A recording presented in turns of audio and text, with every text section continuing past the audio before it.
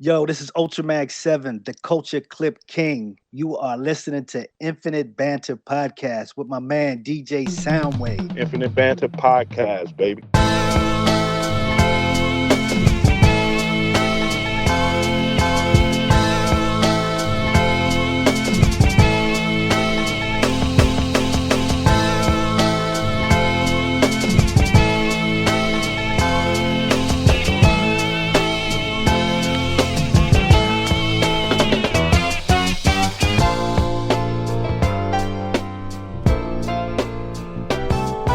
Here it is, another episode of the Infinite Banter Podcast. What is going on? My name is Mark Jolliffe, also known as DJ Soundwave.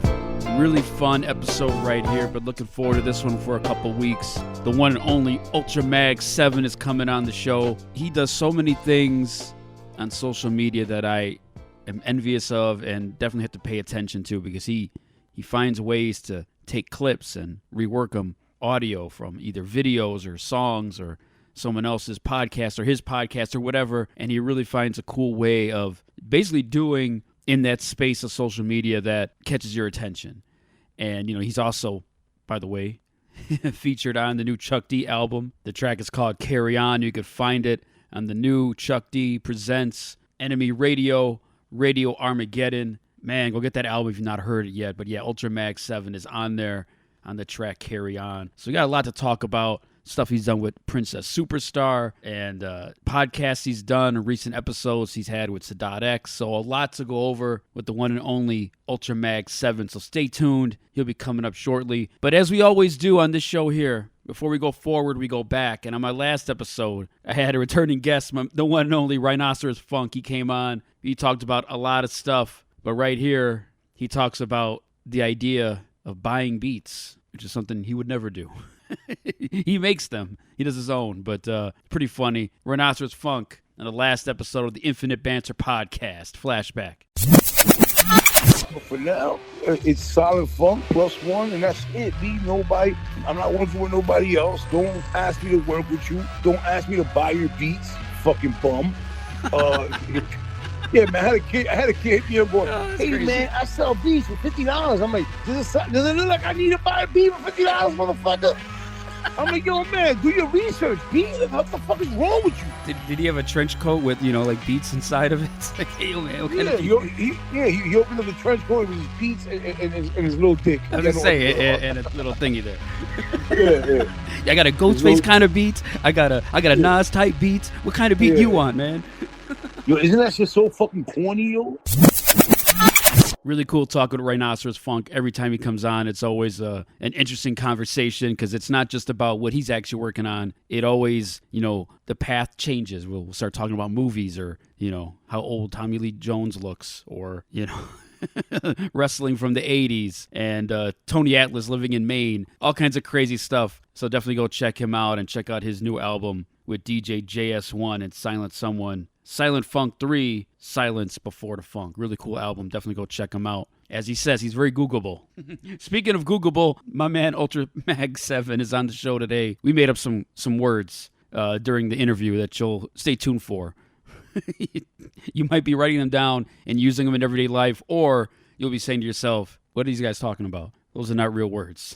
So stay tuned for my man Ultramag 7 coming up shortly. I do want to do a couple quick things here. I do want to mention I went to the Fan Expo here in the Chicagoland area. Comic book convention. I go to a lot of these, 2 or 3 a year. And I want to talk about that on an upcoming episode. More than likely to be the next one after the one you're listening to now. I'll do a little overview of my time there, my experience at the expo, and maybe I'll throw in a couple of throwback interviews from past guests that are related to comic book conventions and that genre. So stay tuned. We'll do a comic book convention-centric episode coming up on the Infinite Banter Podcast. Definitely want to give a shout-out to my guy Rudy, who reminded me, because it's my favorite time of year, where pumpkin spice coffee comes back. I did see it on the news a couple weeks ago that Starbucks is bringing it back early.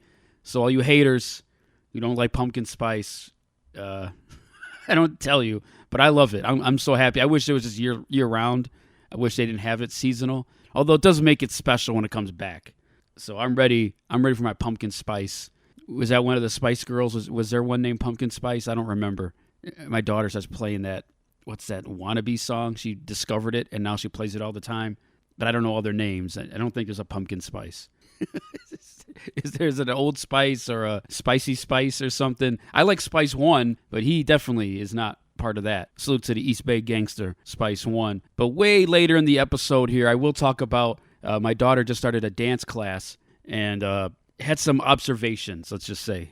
And they played a song that made me almost walk up to the counter and say, give me a refund. You can't play this in here if I'm going to be paying for her to be doing this. So stay tuned. That's after the interview with my man, UltraMag7, who's coming up right now. So here we go. The Infinite Banter Podcast. You can find it on all platforms. Rate and review the show. Check us out on YouTube. There's some episodes there. And check out my new YouTube show called Things and Stuff, where I'll take like a toy or some sort of action figure, whatever, and I'll review it. I got 4 episodes up now. Very new to this whole YouTube thing, so definitely support. If you get a chance, just type in Infinite Banter Podcast in the search, and you'll find some episodes in there, but most importantly, go look for those Things and Stuff episodes. I just reviewed a Cubs bobblehead I got at a recent game. There's a Friday the 13th review. There's a Superman. There's a Slick Rick action figure review, so go check all those out if you get a chance. I'm working on a Freddy one coming up soon, too, so definitely check me out there. Check out the Spotify playlist. Rate and review the show on Apple Podcasts, Good Pods, all those places. And definitely check out our sponsor, super7.com/Infinite Banter Podcast. All right, without further ado, let's get to it. UltraMag7 is here. Got a lot to talk about. Go ahead and grab your favorite musty seat. And check out this interview coming up here with my man UltraMag7. We have a lot of fun talking here. So stay tuned. UltraMag7 is in the building. But before we do anything, the show never begins until the one and only, the devastating mic controller DMC gets on. He says this, and the show begins. Yo, what's up? This is me, DMC, the K-I-N-G, the greatest MC in history. And right now, you're listening to Infinite Banter, because we will banter on forever, because this is the only place for all of y'all to ever be. I be Infinite Banter. You're tuned into the Infinite Banter Podcast. I am DJ Soundwave, and I'm really hyped to bring on to the show a guest who you can hear on multiple podcasts. You can hear him on the C-Doc Again show and the Prospective Podcast. He is also featured on the recent Chuck D project. Chuck D presents Enemy Radio, Radio Armageddon. Welcome to the show, the one and only UltraMag7. What's up, man? Oh, thank you for having me on. Thank you. Appreciate this. No doubt, man. I know my intro is missing out like 30 years of stuff.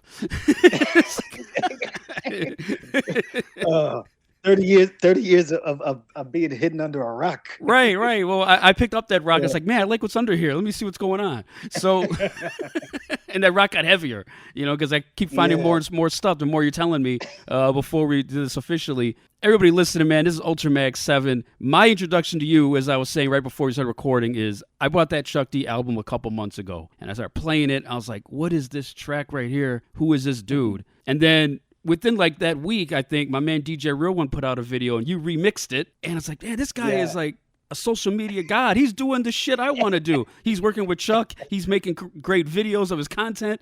All right. Where's he at? Let me get at this guy.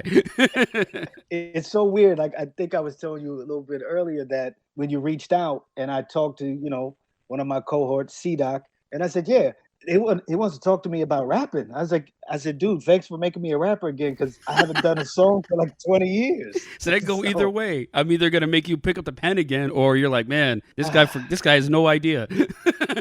Well, we do have some projects coming. Yeah. We could talk about that a little bit later, but we got some things that are coming. But no doubt. I guess I'm mainly, before you picked up this Chuck D record, I was mainly known for my Instagram page, which I kind of do what people would call a mashup. But I will give credit to one of your former guests, Kool Kim. He told me, he said, Ultra, you gotta give this thing a name. And so I call it Culture Clips. And it's mixing hip hop culture with pop culture. Right. I'm a child of the 70s and 80s. So there you go.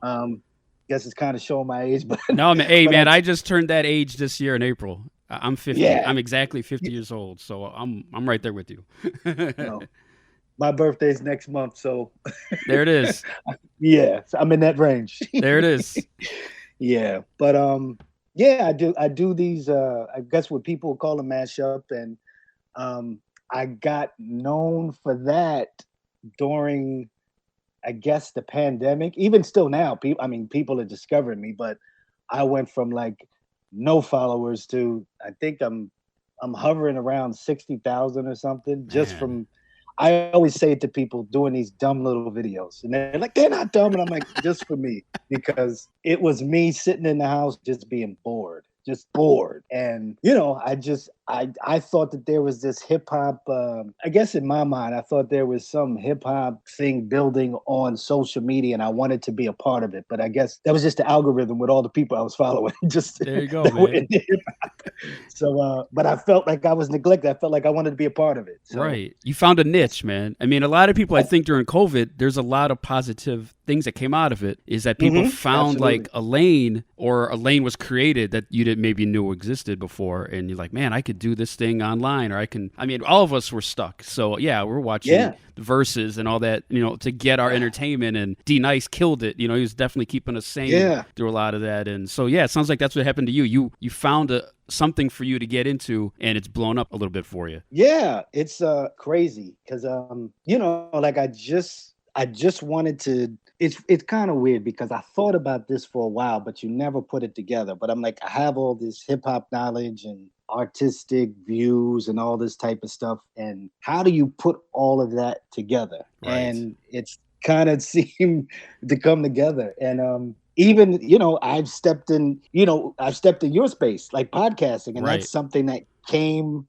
I didn't even, when we first thought about doing a podcast, I knew nothing about, I listened to them, but I was like, how do you do this? And we just reverse engineered and figured it out. Me and my partner Fresh, when we first started. So it's crazy. Yeah, man. It's, I have a radio background, so I don't want to say I knew what I was getting into, but I had an idea on how I wanted to do it, where, I'm going to sound like I'm hating, but I guess I am. A lot of people who have podcasts out there, I feel like they obviously have zero training in, and you don't have to. I mean, we're in an era you don't have to. Same thing with music. People could put out a song tomorrow. They got the equipment in the house, whatever. Right. But there is something to it, and I think you're different because maybe you don't have a background in like radio or something, right? But you have a background in culture and music.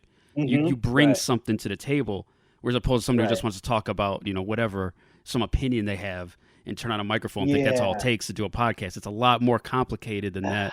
And salute to Cool Kim. I don't want to overlook that. He's been on this show twice. Mad respect to him. He's one of those dudes I had on here. I started this in 2019. That kind of made me feel like I was onto something. Like I was on the right path. I don't have a lot of people listen, but when I got him on here, I was like, oh shit. Cool Kim said yes. And you know what I mean? Like, saying like that meant something to me. So he knows that, and I'm in debt to him. And obviously he helps you with some advice, it sounds like. So yeah, it was so crazy. It was I had followed him, listened to UMCs, was a fan of his music, NY, all of that.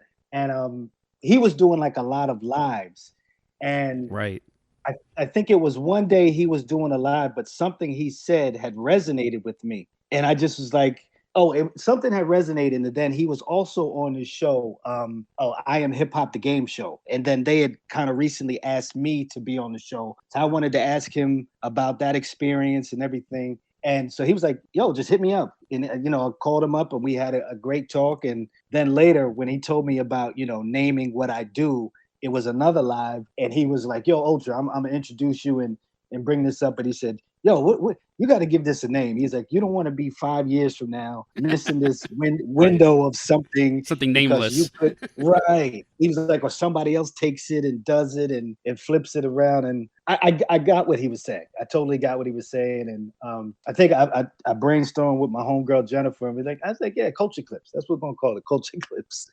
Man, and just a perfect example of that is like yesterday you posted the wrestling one that you tagged me in, the Ken Patera with the Wu-Tang song and everything. And I was like, all right. Yeah. That's a little taste of what you do. Yeah. After, we were talking behind the scenes and we were talking some wrestling. So I said, it's Wu-Tang Wednesday. I was like, let me throw this one his way so he can see this. There it is, man. And, I had this conversation a lot on here as you've heard, because you heard a couple of my episodes.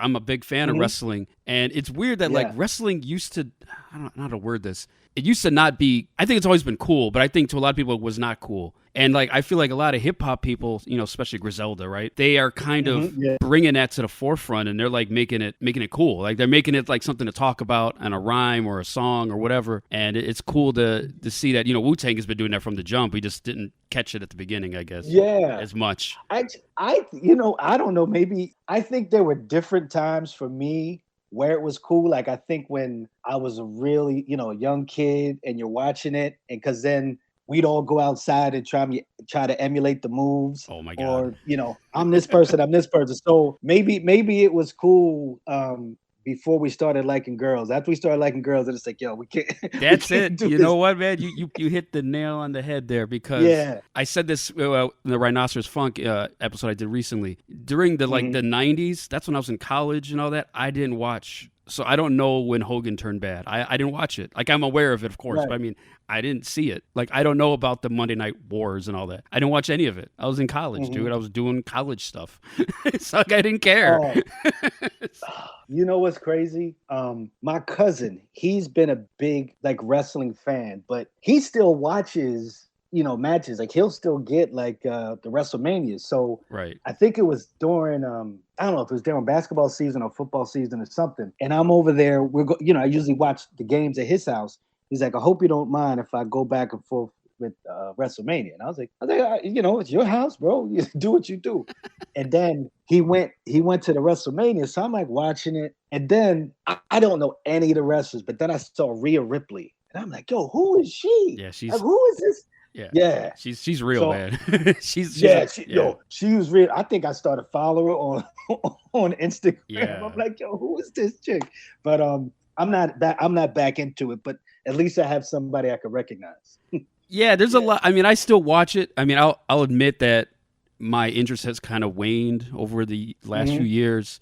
Maybe it's just because I've got other things. I got a 6-year-old. Like my attention is all over the place sometimes. But wrestling is one of those things. Just like I watch baseball a lot. I just have it on in the background. Like I don't have to be sitting there watching, you know, intently, right? But I definitely like. You said her. She is one of those right now that I will put on if I see she's wrestling somebody. You know, I definitely want to pay attention. Jade Cargill is a beast. She's crazy with it. I love AJ Styles, but he's kind of older now, so I don't really put him in matches these days. But yeah, the new stuff is not like, there's something about, and it goes with hip hop music too, man. The stuff we grew up with, the movies, everything, it just hits different. You know, I'd rather watch a Macho Man match than anything that's going on now. And if that makes me old, you know, whatever, fine. I'd rather hear, you know, a Houdini record than, you know, whatever's coming out now. I'm sorry. That's who I am. Oh, no. I feel you. But, it's funny because, you know, doing what I do on Instagram, I'm always trying to come up with new videos and new songs to flip into, but it's always usually old music, unless somebody like commissions me to, you know, do a video for them, or, you know, it's something I really get caught up in to want to do now, but it's usually music from yesteryear. So I always find myself listening to classics or underappreciated, you know, music. So I feel you with that. And I think part of that is, and it just goes with age. As we get older, you know, if you're trying to put a piece of something together, you're trying to make it connect to a time in your life. Well, I mean, no offense, but something that came out yesterday is not exactly going to connect, you know, with you unless something happened yesterday. That, you know, you heard that song yesterday and it works that way. But generally, stuff from the past is going to reflect on something and bring it back. And man, I will say this, doing this podcast, this is what helps me from becoming that old guy who doesn't like anything that's new. I learned so much independent underground music doing this show because people I've reached out to, they come back on, or they'll reach out to me like, I heard you do this show, can I come on? So I've learned so much stuff that it's keeping me from being the old head saying, it's only good in the 80s and 90s. Like, I'm not that. I know I sounded like that dude a minute ago, but I do listen to, I mean, if you listen to this podcast, almost every episode is somebody's got something out right now. So I'm not that dude all the time, thankfully. And I don't know if you guys have that same with your podcast that you guys do. Do you have that same kind of feeling too, where you're like learning new artists and songs that maybe you would not have known about if it wasn't for doing like a podcast or a show? It's the same type of thing. So going to the show that I'm on, it's C-Doc again. So especially C-Doc and Flatline, who are, you know, it's C-Doc, he's the host, and Flatline, he's the co-host along with me and Jennifer. Is Flatline actually runs like the music division of what Chuck D does, you know, Rap Station. So he's over there running everything on Rap Station. And then C-Doc runs, the record label. So Spit Slam, he's running that. So I'm always hearing new music between those two. They'll be like, yo, this person's got something new. Did you hear this? This. So they're always bombarding me with new stuff. So I'm never at a loss for new music. And then it's like they're ready to talk about it. And then sometimes if I haven't listened, I feel like I'm out of the conversation. Right. They're keeping you plugged in, but sometimes you're not quite plugged in as you want to be. Yeah.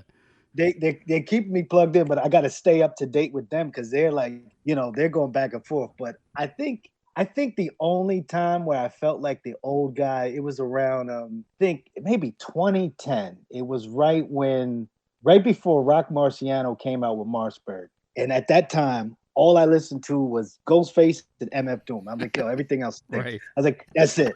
And then I heard, and thank God for my homeboy DJ Soulbuck. He had sent me like different Rock Marciano tunes like Pete Rock had done and stuff, but it was finally a full album. I was like, oh, I like this guy. And that just threw me down a whole thing because I hadn't heard of Cobb before, and it just took me on all this stuff. And I'm like, oh, we're back. So it was a brief time, but yeah, man, that brought me back. Yeah. Well, there you go. I mean, and you even said the exact year, 2010. You didn't have to think that hard. You're like, oh man, when was it? 2010.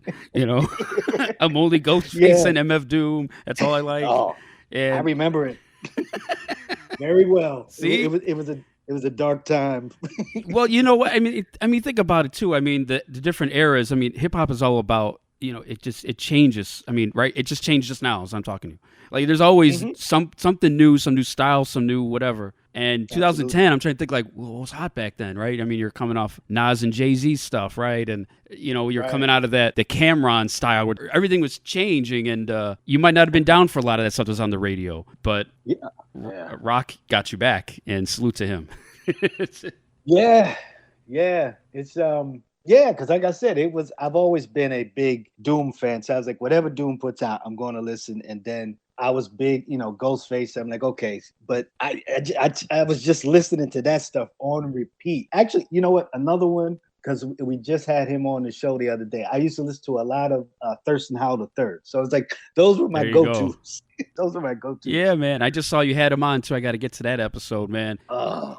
Yeah, it was fun. And I think we both can relate to this. Like doing this podcast, the guests you've had on and the guests I've had on, it's hard when people ask me like, what's your favorite one or what's your favorite guest? I have a hard time saying specific ones. Is there a couple that stand out? I mean, I heard your Sadat X one a couple days ago, and man, there's so many layers to that one that caught me because, first of all, the end of him, he's talking about his health and just listening to him talking about, going through what he's going through all in real time. We've lost so many legends, to health issues and all that. And I'm at an age where like that kind of thing could happen to me too. And I'm thinking like, damn, I'm just glad Sadat X is still here and that he did the right thing and called, an ambulance or whatever. But it's just hard because, we have so many legends that have passed away because of health issues and such. And as we get older, I think that's just part of it. We're just going to get older and there's going to be people who pass. But talking to Sadat X and some of the other guests you've had on, so people listen, they could go gravitate to these episodes and check out, these episodes you've done. All right. So let me just frame this real quick. And I want to get back to that specific moment because there's something around that moment. Okay. That is serious. But so you're talking about the Prospective Podcast, which there you go. So I do that with my partner, Cotta Ranks. Shout out to Cotta Ranks. And this, I'll just explain briefly. This was his idea. He came to me and said, yo, I want to do this live event. And he said, I want to DJ and then I want you to come interview people. And I was like, it sounded good to me because I'll tell you this. I have a fear of public speaking. So I was like, all right, this is going to help me because I got to sit in front of people and interview. Oh, you actually wanted to tackle the fear. You weren't like hiding from it. Oh, okay. Oh, absolutely. Yeah. Matter of fact, if you heard, I don't know if you heard in that episode when Sadat was talking about, he was talking to the kids at school. I actually went to my friend Dale's school to kind of prep for this, to talk to these kids about Public Enemy. So I'm like, I'm 50 something. I'm supposed to talk to these teenagers about a group that they probably don't care about. Right. It was the most nerve-wracking thing in my life. But and it's like a room full of kids. It's like 50 kids, and I'm like, oh my God, it's like entertain me. But so what are you gonna do for me? Yeah, right. Old guy. Show me something here, old guy. Right. So getting back to podcast, so it was his idea. And I was like, all right, this will help me conquer that fear. But I just said to him, I said, well, why don't we record it and make it a podcast? Because this will be the commercial that if they hear this, oh, we'll come to see what they're doing because we heard this. Because he wasn't even thinking about being a podcast. I'm like, because I didn't plan to do another podcast after the other podcast. I was like, all right, I'm kind of done. But I was like, oh, well, this will make it easy. All we were doing is recording what we're doing. I'll just edit it and put it together. But getting back to what you said about Sadat X, that particular that's probably my favorite episode. Like you're saying, we're only 4 episodes in, right? But with that particular podcast, but that was my favorite. And I'll give you a little background about that. So if you listen to the end, he kind of says, I thought he was just going into that saying everything. I'd heard that, he had some type of a setback or illness, but he was really saying it because of my partner, Carter Ranks, because all that he said just happened to him a week before. So he had the exact same or similar thing. Okay. Wow. Actually, the whole time that we were recording the podcast, Carter Ranks, he was in the hospital. We actually had him on is it called Duo? So we were showing it to him so he could see it. So we actually, because he usually DJs. So the way the whole thing perspective is, I don't know if I'm going all in circles, but it's this live event. It's a live event in Philadelphia. It's in Center City. It's on this place called the Khyber Pass Pub. So every month we have different guests. So the first 2 hours is Carter Ranks playing music of the guests. And then the last 2 hours is me interviewing the guests. And then we have a meet and greet or, if they have merch they want to sell. So it's really an event for, I would say, people that want to learn, us older heads. You come in at in the afternoon, I get you home before dinner. You can send the kids to grandma's man, I love house. the sound of that. Yeah. So we're trying to find, our ALX to try to, pitch that to them. But in saying that is Carter Ranks was the guy, he was supposed to play the music the first 2 hours, but then, I got word a couple days before that he was in the hospital. I'm like, what? And then, so shout out to our buddy Bug. This is Carter Ranks' best friend. He's, one of our partners, and he just went into action and he started working on everything. This. He got we got a DJ to fill in. Shout out to Jay Ski for filling in. That was dope. But, and we kept everything together. Sadat was there. He was there early. That when you say on time, but everything went without a hitch. But man, that's great. But like I said, the same thing that happened to Sadat happened to Carter Ranks. So when you hear him at the end, he's saying it. He's like, yeah, I'm saying it because I know that was what happened to him. So word had got to Sadat. But yeah, that was a powerful episode. Man, yeah, it's just beginning part of it is you hearing the history of Brand Nubian and how they all got started and everything, Mm-hmm. and you do talk about him being a teacher, and you did tell us a funny story about being in front of the kids, and that end of it, just you kind of take, that's the takeaway for me, because I'm older, I think about that stuff unfortunately too much, and man, and like I said, we had somebody that had gotten lost, and I had no idea that Ranks had the same issue. I knew that you guys had mentioned something was wrong with him, but I didn't know to the extent. Yeah. So okay, man. Yeah. Did Sadat perform? Are these performances also, or are they just kind of interviews and hang out? That is the perfect question, and I'm going to tell you why. And I'll tell you why, because Carter Ranks just hit me up because the next guest we're supposed to have is Kev Brown, and I think we're supposed to have Kev Brown, and hold on, I'm trying to look at this text right now, and I think Kev Brown is bringing Ken Starr, and he was like, Ken Starr wants to perform. So as I say to all the guests, so we've had 4 episodes. First guest was Mr. Len. I said, Len, if you want to get on the tables and DJ, hey, you can do it. He didn't want to. Cool. Second guest we had was Jazz Soon. I asked Jazz Soon if he wanted to DJ. He declined, but he gave us some impromptu rhymes on stage, which were dope. And then I think we had Phil Most Chill for the 3rd episode. I said, Phil, if you want to perform, he declined. It was cool. We didn't ask Sadat because he was doing a show later that evening in Philadelphia. But I think this might be our first performance with Ken Starr. So there you go. So to answer your question, we make it available to the guest if that's what they want to do, because we got a little elevated stage. So if you want to perform, you can, but it's not required. We just want to have a great conversation with you. That's really cool, man. So it's not like there's any pressure put on, like, oh, you got to come out here. Because, I think if they're in that headspace of performing, they might, do the interview differently. They might feel like they got to rush through it, or they can't just like sit back and relax and just kind of open up. And I think that format is probably better. If they want to perform, go ahead and grab the mic for a minute, but you don't have to. Okay, I like that. Yeah. I think, there's some artists who, I'm not saying natural performers, but some they're always on. They just want to perform. Like, it's funny. I don't know if you follow Jazz Soon, but he's one of those. He's like, Jazz Soon is just super New York. So like, he's just oozing hip hop and New Yorkness. So he's just up there and he just starts busting out in these rhymes. These dope rhymes. And he's like, and the funny thing is, he just has these rhymes. He's like, yo, I don't even write rhymes like that. I'm like, dude, you need to have more. Like, I know you make beats and you DJ, but put it all together for a couple, couple of these projects. But let us know what you can do, right? Show and prove, yeah. But he's so dope. But he's just so super New York, so it just oozed it out. But some people just want to sit up there, have a nice conversation, and it's like, I try not to ask these people the same questions. I kind of bring it in perspective because I know not everybody knows everybody's history. So I got to talk about some brand Nubian history and things like that to shape it. But hopefully I'm going there in different pathways that are just not the regular, hey, so you and Grand Puba and Jamar and Alamo. And, I try to put a little bit more of what I know into it to try to jazz it up a little bit. It's definitely a balancing act, because I have that same thing on here. It's like when I'm interviewing somebody, especially with somebody that's known and most people already know who that person is. It's like, or how much do we go back into the stuff that everybody already who's listening or came here for? They kind of know this stuff already, or are we doing it in a new way, like in a different manner of telling that story or creating that moment. So yeah, it's definitely hard, man. It's very easy just to be like a bunch of bullet points,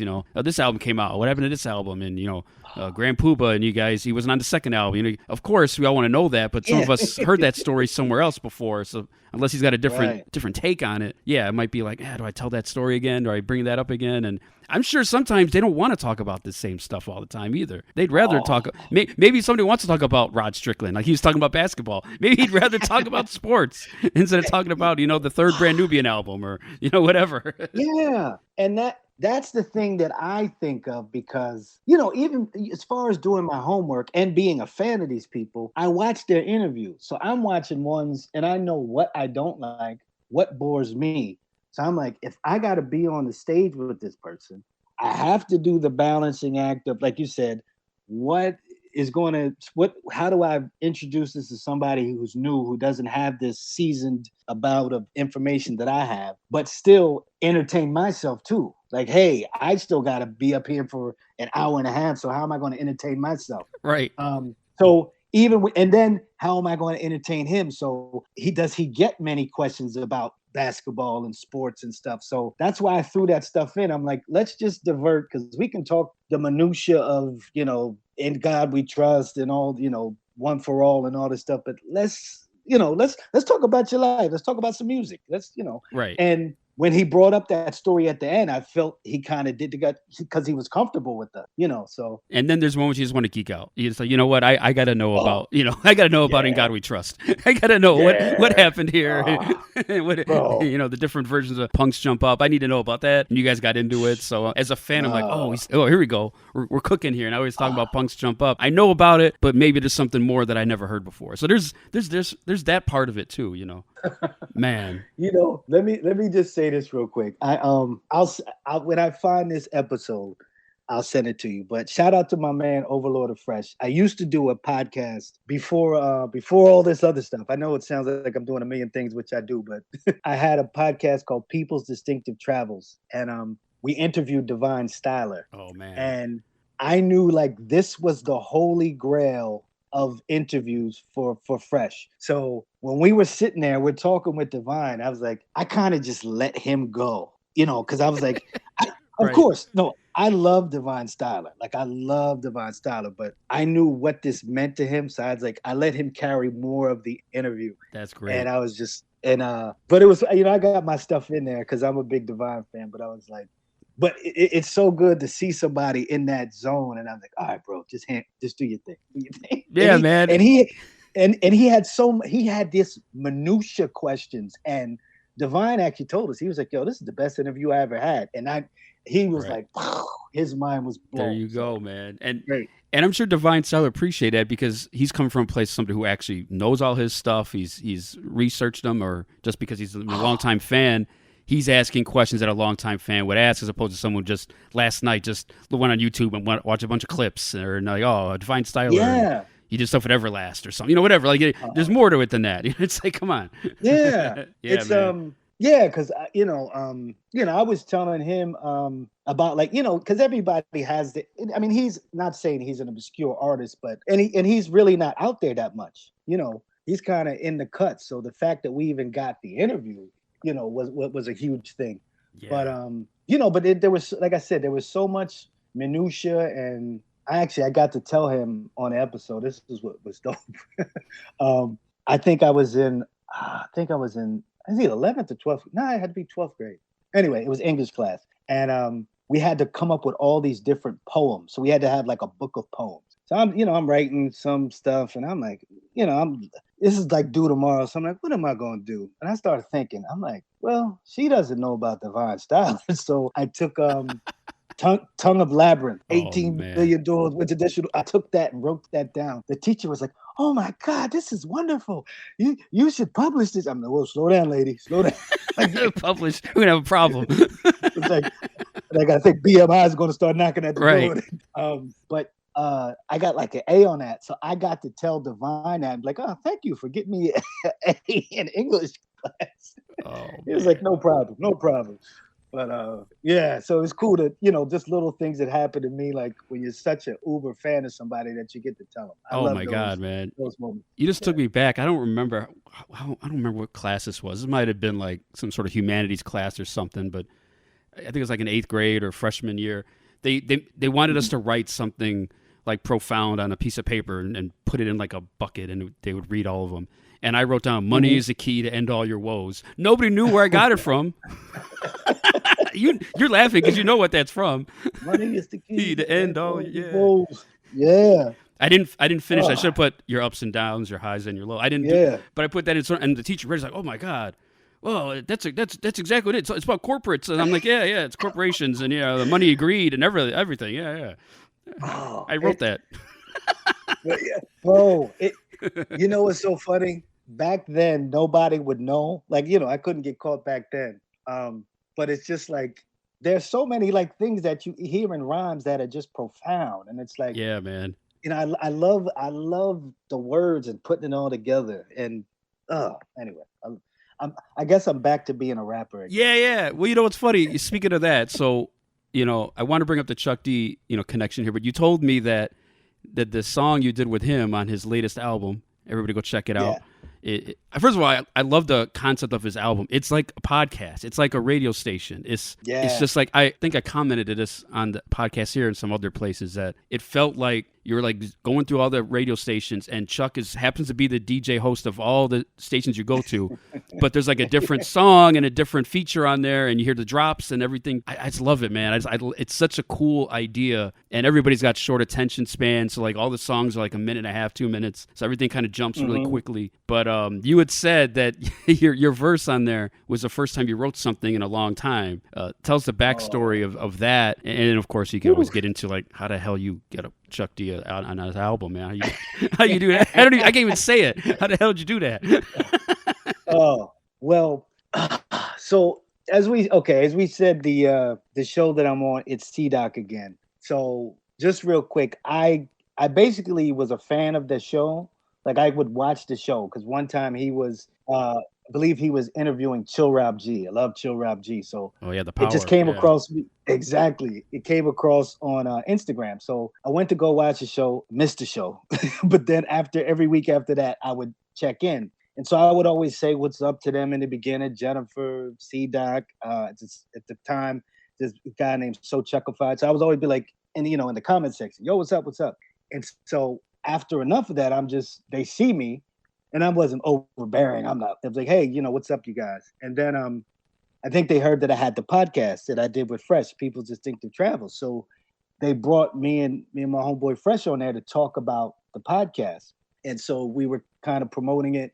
And then they said, come back next week because it was like the end of the year episode. So they just were having this wrap up, so I came back for that. And then maybe about 7-8 episodes later, C-Doc's like, yo, this guy Chuck is leaving. You want to come on? I was like, yeah, I came on. He said, come back next week. So I just became a part of the show by being a fan. That's crazy. And so leading up into the album so C-Doc also, he makes beats, he rhymes, he DJs, he makes movies, the Renaissance man, he does everything. So he runs record labels. Yeah. So he was working on his music and he said, yo, I want you to rhyme on the song because he knew my rapping history. He said, so I want you to get on the song. So in my mind, I'm paying him back for putting me on the show. So I said, all right. So I think we did this song. It's me, him, Flatline. I think Tirade's on the song too. So it's going to be on his album, but then he liked it. So then it was like a couple weeks later, and you got to understand, before I wrote this rhyme, he kept on asking me to do the song.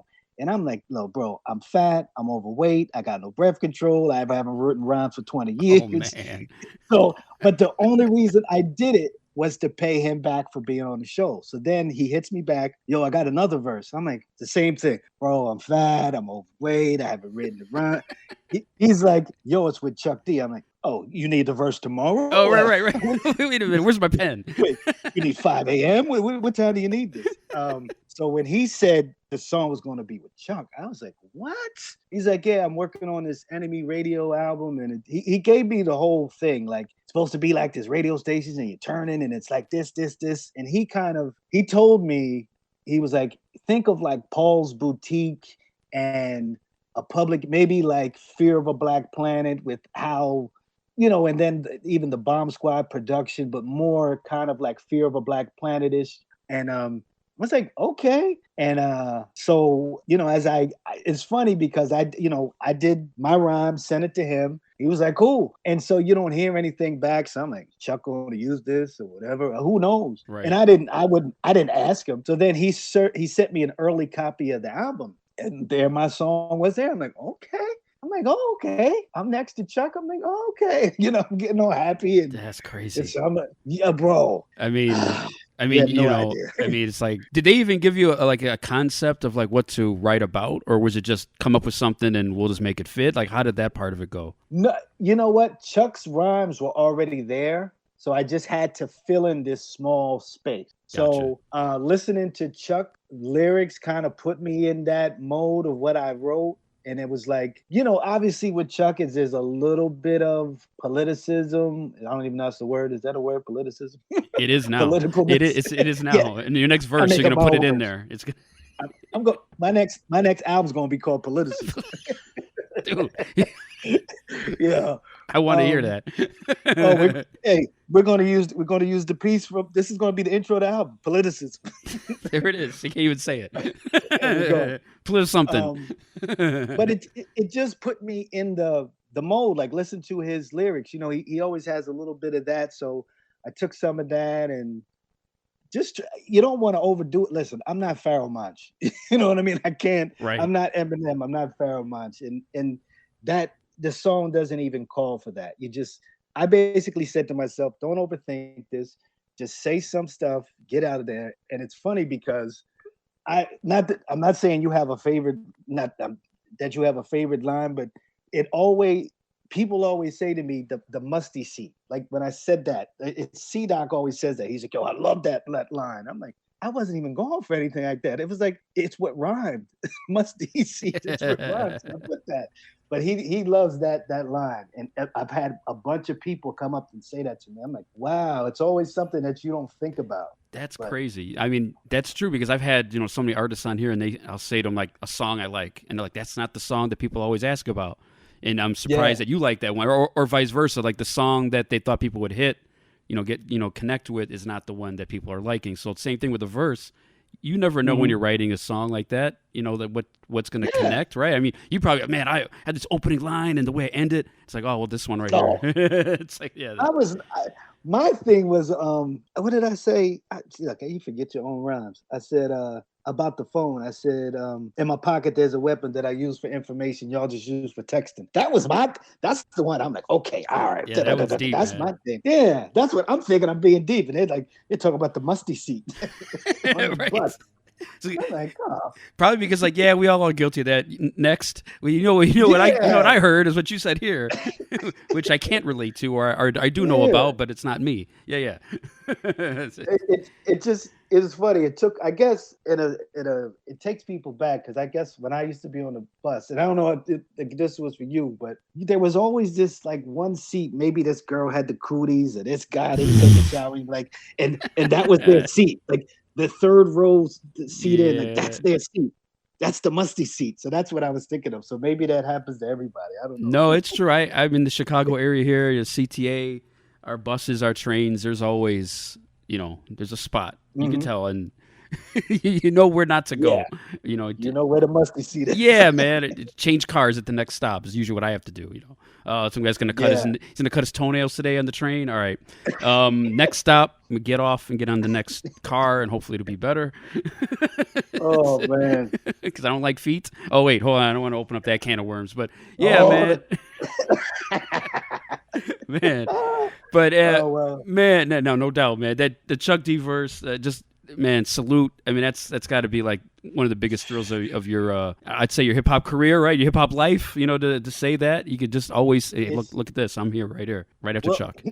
Here's the crazy thing, and this is how I put it. The very first record that I bought with my own money, not somebody bought it for me, but at my own money, the first 12-inch I bought was I Need a Beat by LL Cool J on wow. Def Jam. Yeah. And so to have that, so many years later, I got a record on Def Jam, and I'm like, yo, that's crazy. That's the thing that bugs me out. Wow. It's like, yo, I have vinyl on Def Jam. Full circle. It's without ever actually going to Def Jam offices or hanging out with Russell or Rick or whatever. Yeah, man, you actually have.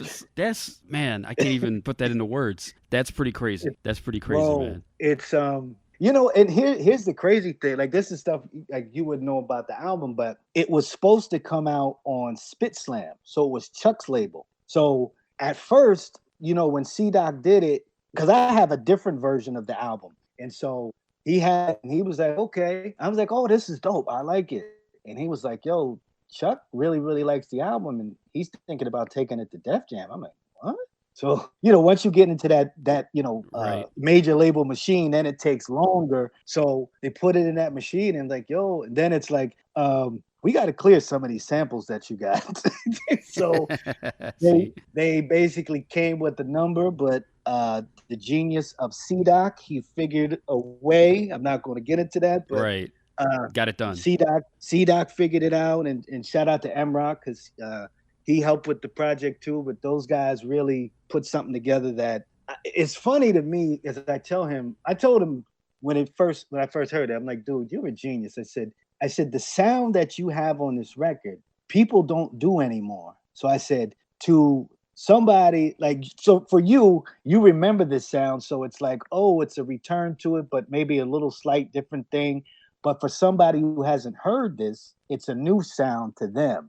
Right. Because people don't, because a lot of people may not go back and listen to Fear of a Black Planet, DePaul's Boutiques, and know that there were so many slight switching changes with records, or like a Son of Berserk record. Like, it almost sounds like a change of style. Like, it's all over the place. Yeah, man. Right. Yeah. So I just told him, I said, yo, you did a great job with this, man. And to bring back this sound, or a new sound, whatever it is, to hip hop, I think, I was very proud of him. What's old is new sometimes, man. I mean, absolutely. I mean, if you're young and you never heard these things, as far as they are new, right? So of course, in that would fit.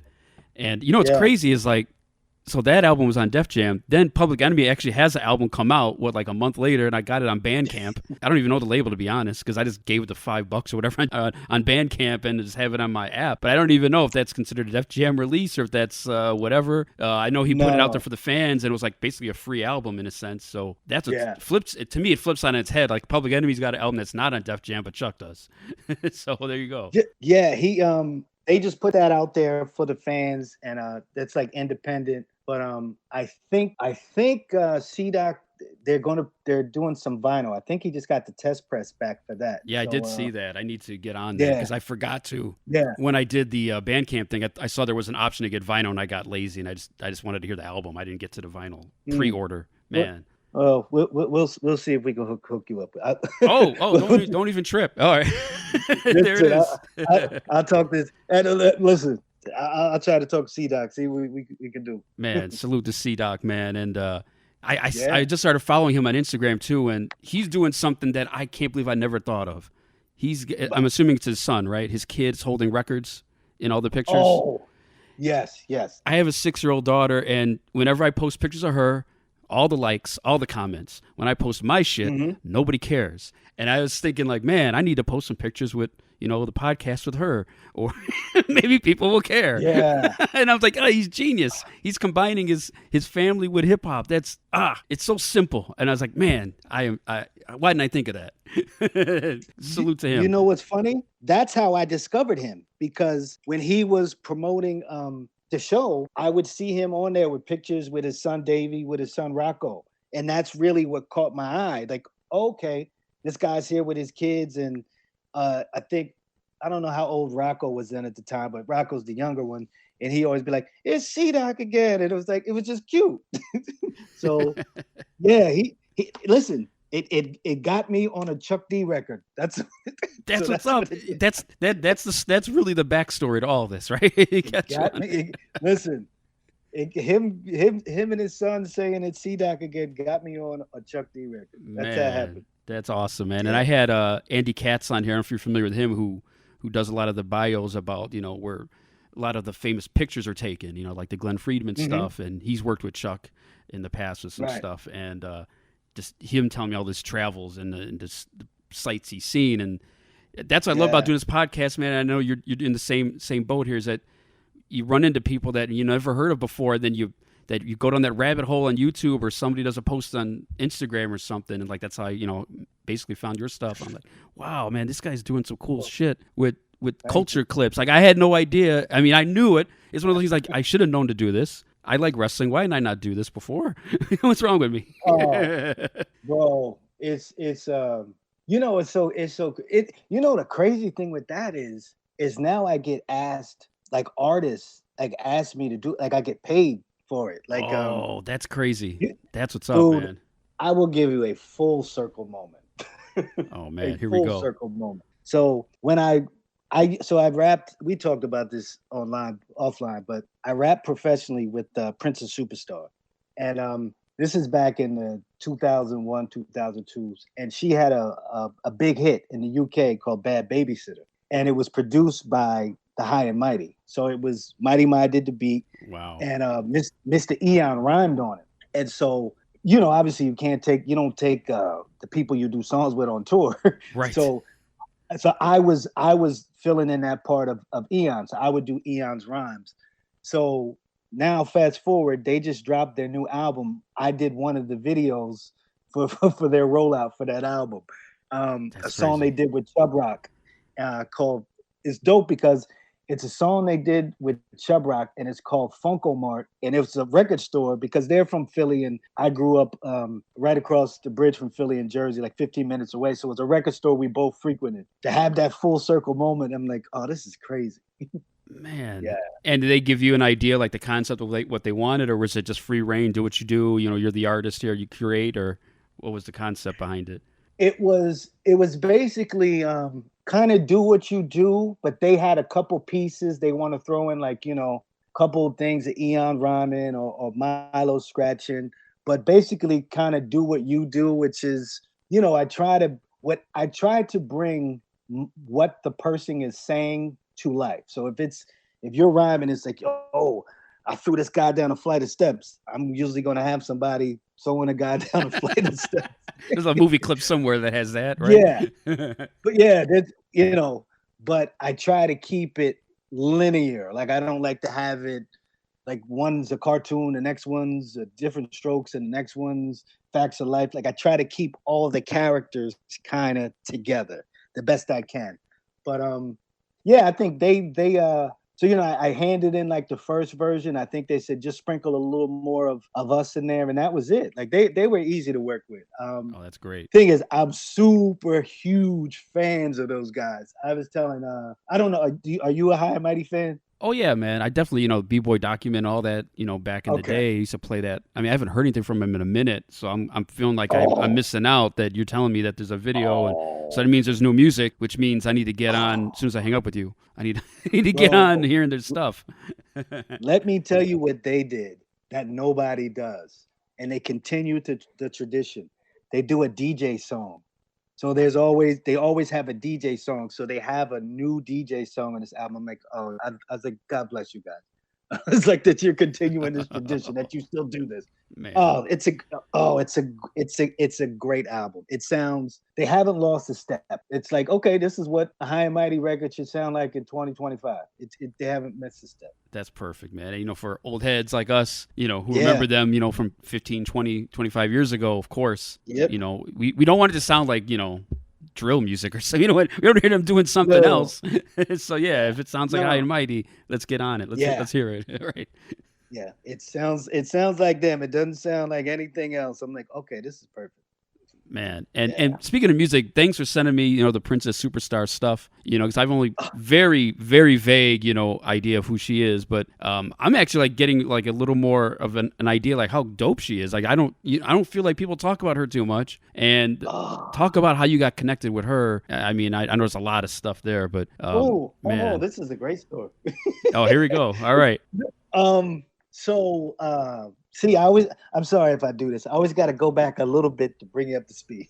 Oh, you got to put it in context, man. Yeah. Yeah, I got to put it in context. So I was, I started rapping in high school. Then I go to college. I'm still there, rapping in college with people. And then out of school, I was friends with this guy named Big Jim Slade. And so I would go to Slade's house. We would work on demos and things like that. So one day we were at his house in West Philly, and we were going down to South Street. And, it's a big street in Philly, a lot of shops and everything. It was a big Tower record. And this is kind of before I had a cell phone. So I would read a lot of magazines and know different CDs and tapes and albums that I wanted to get. So I remember seeing Princess Superstar. Now, I saw it in one of the magazines, and it caught my eye for a couple of things. Number one, she's on the cover. She's painted gold from head to toe in a bikini and like high heels walking down this Manhattan street. I'm like, okay, I caught my eye. But then also, she was a white female MC, and I couldn't think of any other white female. There's you could take your one hand and you would not finish counting all your fingers on that hand. Yeah. I remember there was Terry B. Right. And then I remember this one lady that I heard one song called The Natural. That was it. And The Natural was like a flash in the pan. I don't remember anybody else. So I was like, I got to get this just to hear what she's talking about. So I bought the CD. We took it back to my buddy's house and listened to it. We were like, yo, this is kind of dope. We like this. And he was like, yo, she's kind of different. We should send her our music. So we had demos we were working on. I'm like, all right, whatever you want to do. So he sent her a package of music that we had. And she responded. She was like, yo, thanks for sending this. She was like, and she had her own record label, but she was like, thank you, but my label is really a vehicle to get me off the ground. I'm not really signing acts. But she's like, I'm working on a new album. If you soliciting beats, if you got anything, you want to send. Oh, there you go. So he sent her some beats, and she was like, oh, I want to use this or this or this. So he was telling me like, yo, I'm going up to New York to track the song. I was like, well, I'm going with you. I was like, yo. There you go. And I tell this may sound crazy. And this is what I had. I had this, she had done this song called MTV Get Off the Air Part 2 with Paul Barman. And I love this song. So I had wanted to do a song with her where we were going back and forth, but I wanted to do it where we were going back and forth and we were battling Parappa the Rapper. Now, I don't know the logistics of how we were going to do this, but this is what I had in my head. Good luck with that. Kick, punch.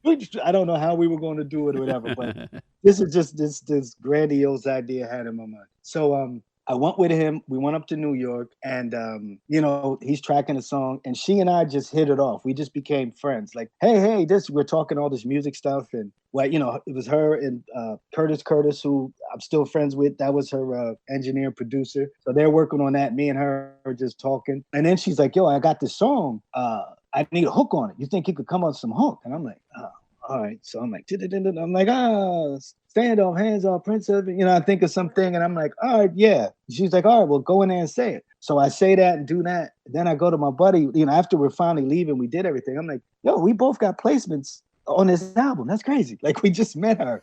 And so she and I just maintained our friendship. Like I said, I live in Jersey. She was in Manhattan at the time. I would come up, hang out with her. She used to have these parakeets. So we just hang out, eat pizza, talk rhymes, music. Man. And then, so she's working on her album. She's working on this Princess Superstar Is album. So she's like, yeah, she's telling me, yo, I got Kool Keith on it. Kool Keith's my favorite rapper. So I'm like, okay. So she's got Kool Keith. She's got High and Mighty, J-Zone, Bahamadia, all these different people that she has on the album. Yeah. And I'm like, oh, this is dope. And then when the album's done, she's telling me kicking rhymes over the phone to me. And then when it's finally done, she was like, yo, do you want to go on tour with me? Because I'm going to tour this album. She's like, you want to do all their part? I'm like, man. I'm like, yeah. Yes. So this is what's very interesting. So I'm like, yeah. So she was doing a showcase for her label, which was a German label. So we're rehearsing. We do this showcase for this German label, her label, K7 Rapster. Everything's good. So next we're going to go and do like this European tour, like this UK tour. But so we're in Manhattan practicing on 9/10. We know what happened on 9/11.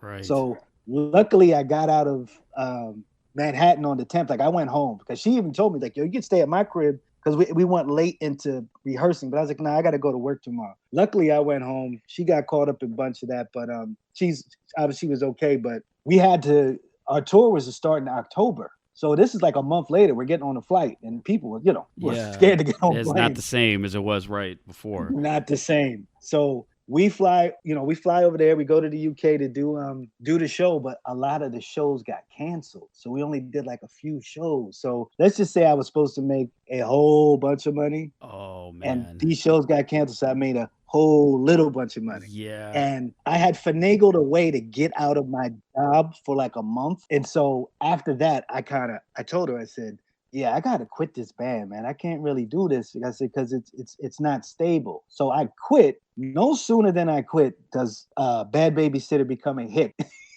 and we're talking, how Run says, we're talking champagne autographs. Yeah, Jesus and laugh. Yeah. Yeah.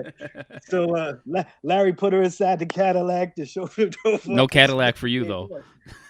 Well, but here's the interesting thing. So I'm still paying attention. I'm happy for my friend. I'm watching her from afar. Like, wow. I'm like, number one, I'm happy for my friend. But number two, I'm like, you dummy. But the guy who replaced me, he was kind of there doing his own thing. He made music. He's selling his own stuff and trying to promote himself while he's on tour with her. So she called me up one day and she was like, would you ever think about coming back? I was like, I'll put him in 2 weeks. Tomorrow. There it is. Right. I never left. So Larry put me inside the Cadillac. There you go, too. man. There was one more spot. Yeah. That's that spot open back up. The musty seat is there for you. Yeah, the musty seat. Yeah, bro. That was. That's nuts, man. Bro, we did so many. Dude, we played Coachella.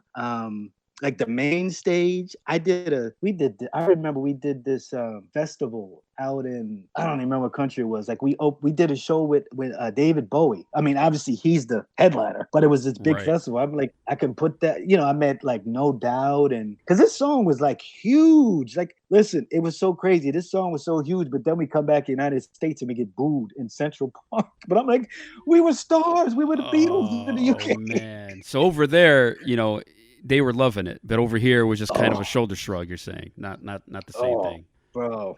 I put it this way: don't ever play Central Park Summer Stage you're on the same bill with Pharrell, Busta Rhymes, The Clips, Diddy might make an appearance, but this is a free show. It's a free show. So they didn't come there to see Prince a Superstar. They came here to see all those people. So when we're out there, they're kind of like, all right, y'all done? Because we want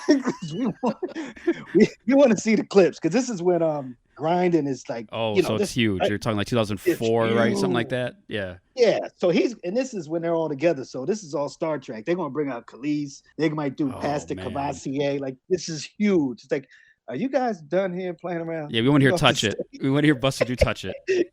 Yeah, exactly. Get the hell out of here. I'm like, but I was getting free food. I was in the Cadillac with Larry in the UK. Yeah, man. Oh. Man, we want the free show that we paid for to be better, starting right now, and you guys are getting off stage.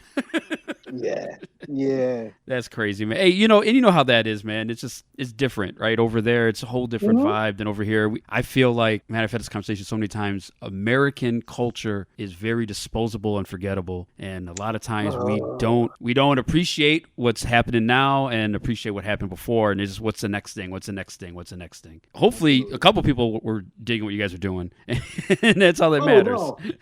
No, it's we always had our fans, so like our fans were up in the front, but like being at a free show in Central Park, it was like, all right, we got this section of people, but they were like, you could see back, like I was parallel with people in these bleacher seats, so I could see them straight without having to, and I could see the fingers like, all right, buddy. They're moving like the Sandman's coming. Like the Sandman's coming. Right, he came over from Harlem to kick you off the stage. He's right there. But I understood what it was. They didn't, they didn't listen. We just did festivals, thousands of people. But like you said, it's very. I always tell people about that, and because I witnessed it. Obviously you've heard it, you've seen it, you witnessed it. Like, it's a very different feel, like overseas, because the way I feel it is because we're spoiled. It's like, oh, I rap. Yeah, all my buddies rap. But these, and obviously they rap over there also, but a lot of these artists, they don't get to see regularly. Like, you could be walking down the street and see Kool Keith. They only get to see Kool Keith, once every couple years or something. Right. Yeah. So they don't see these artists as regularly as we do. So, and it's like when they come over here, it's like, oh, this is great. And I try to tell a lot of friends and people that do music, I'm like, bro, if you got stuff, put it out and let them know, like, these people will welcome you with open arms, have shows ready. Listen, I don't know if you remember the song Ready to Penetrate by Sugar Bear. But he became a friend of mine just by doing this podcasting. Actually, it was even crazy. I did videos of him, like the mashup. Next thing I know, we had him on our podcast. Next thing I know, he's on It's C-Doc again. And I told him, I said, tell C-Doc you have your unreleased demos and he'll put them out. He's like, okay. Next thing I know, he puts out a record on Spitslam, and now he's being called by some guy in Spain to perform at his party. I'm like, bro, you've been sitting on these, so it's crazy, man. So it just takes that little something, man, just to takes something, a door to crack open, and then that's it. Salute to C-Doc for doing that too, and then getting that going. And man, I'm just going back to the beginning of this. What you're talking about, you had to quit, and all those shows got canceled and everything. I can't even think of all the countries you probably were looking forward to going to, or cities that you did not end up going to, or maybe you did because you kind of got a reset there. It's like the second life of doing stuff again. But man, there's probably a tour map you had that was all set up, and it's like, oh man, this just got ripped in half. No, you know what? It was no, I actually, and probably I saw more places on the back end of it. The second rebirth, because the song blew up, and you guys had, like, it was a name now. It wasn't just some person, right? Yeah, dude. I would tell you the scariest before I was talking to those kids at that school was we were in Canada. And it was like, you remember TRL? They used to be on MTV. Oh, right. Yeah. So there was like a Canadian TRL. So we were in this studio with all these kids, like, it's like, Princess Superstar's here. Dude, when I looked at the camera, because I'm like, something went off in my head, like, oh, this camera is going out to millions of people. And something just hit me. I'm like, I was we started performing. I think I forgot my rhymes the first couple bars. I'm like, bro, I was just taken aback, like, oh, this is going out to the world. Like, so nuts. I haven't seen that performance again. I don't know if it's out there somewhere, but it's probably somewhere. I would love to see that, to be like, I know I was shook. Oh man. When it was action, I was shook. I didn't know there was a Canadian version. Who was hosting it? Like Alan Thicke? Like I tried to think it's like some Canadian stars who would have been hosting it. Bro, anybody but Nardwuar. Oh yeah, you put me onto him yesterday, and I didn't even know who this guy was. Now I kind of know he's like the Where's Waldo, right, of interviews or something. So, yeah, that dude. He's a nut. Yeah, you've had interactions with him, I'm guessing, in person.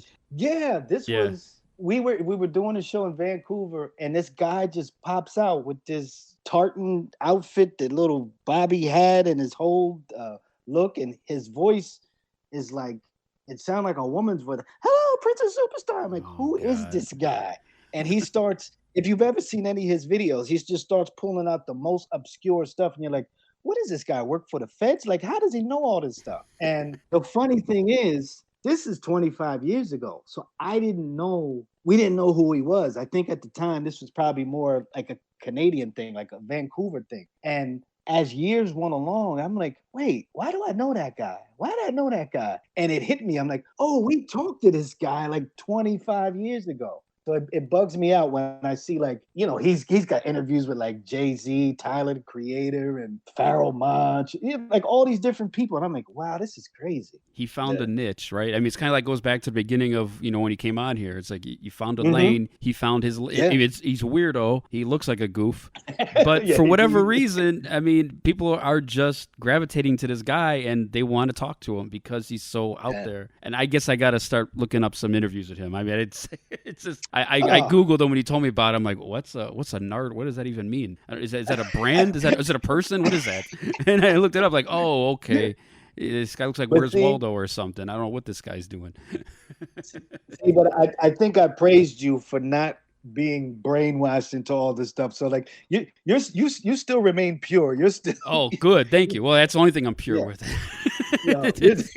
Everything else is tainted. Yeah. Man. But it's like you know, sometimes I wish I didn't know who Nardwuar was. No, man. Man, but speaking of kind of a small world, you had mentioned that, you know, Kevin Beecham, who's been on this podcast before, shout out to him, that you have some back history with him a little bit with Rhyme Sayers, right? Yeah. You know what's so crazy? Listen, I did not know. This is a weird story. Kevin, I think he must have followed my page and liked some of my stuff. And I think he probably inboxed me, and he had said something about doing something for Rhyme Sayers. Like, I think they were trying to put out some old videos or old songs and thinking of a new way to do them. And there was a song, I think by Abstract Rude, that he wanted me to do. So he had contacted me. It was almost like a year prior, I think. And then there was just no contact and, you know, whatever. And then it came up again. And he was like, yeah, I think we're going to do this, whatever. But initially, when we first started talking, I remember I was driving in the car and I was listening to Vast Air's album. And Kevin had just contacted me, like within the past half an hour.